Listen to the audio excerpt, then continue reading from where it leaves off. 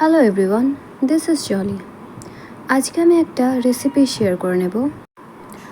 তার জন্য আমি নিয়ে নিয়েছি 300 গ্রাম পনির।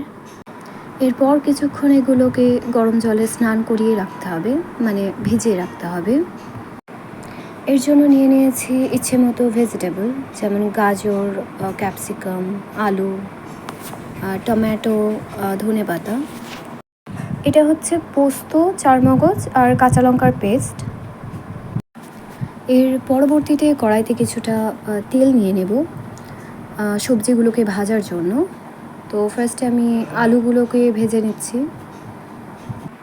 রান্নাটা আমার প্যাশন হলেও কলকাতায় রেন্ট বাড়িতে আমি সেরকমভাবে কোনো রান্নাই করি না। ছুটিতে বাড়ি আসার তাগিদেই আজ এই রেসিপিটা ট্রাই করলাম। এর পরবর্তীতে গাজর আর ক্যাপসিকাম যেগুলো রয়েছে সেগুলোও ভেজে নিচ্ছি হালকা। বলা ভালো, আমি গাজর কাঁচা খেতেই বেশি ভালোবাসি। এরপর পনিরগুলোকে লো ফ্লেমে একটু ভেজে নিতে হবে। সত্যি কি অদ্ভুত, তাই না? এই অফিস নামক জালের মধ্যে আটকে মানুষ নিজের প্যাশনের জন্য টাইমটা বার করতে পারে না। যাই হোক, এর পরবর্তী স্টেপে তেলে কিছুটা জিরে, তেজপাতা, কিছুটা এলাচ আমরা ছেড়ে দিচ্ছি ভাজার জন্য। টমেটোও একসাথে আমরা ভেজে নেব।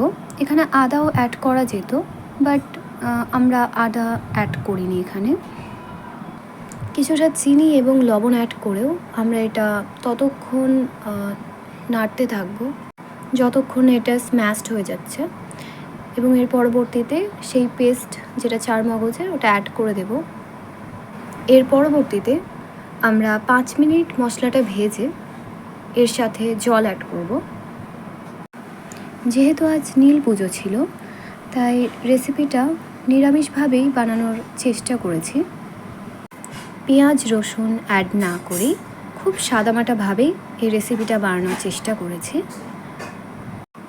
যেহেতু মশলাটা আমার ভাজা হয়ে গেছিলো, তাই জল অ্যাড করে দিলাম। এর পরবর্তীতে ভেজিটেবলস যেগুলো ভেজে রেখেছিলাম সেগুলো দিয়ে দিলাম। যদিও পনিরটা সবার শেষেই অ্যাড করেছি।